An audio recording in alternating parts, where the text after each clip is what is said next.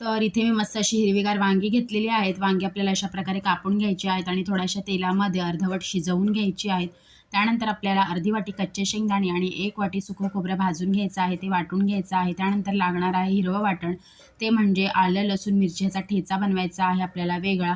त्यानंतर फोडणीकरिता पॅनमध्ये 2 पळ्या तेलामध्ये थोडंसं जिरं, कढीपत्ता, 1 कांदा, 1 टोमॅटो बारीक चिरून आपल्याला परतून घ्यायचा आहे. बटाटा ऑप्शनल आहे, आवडीनुसार घाला.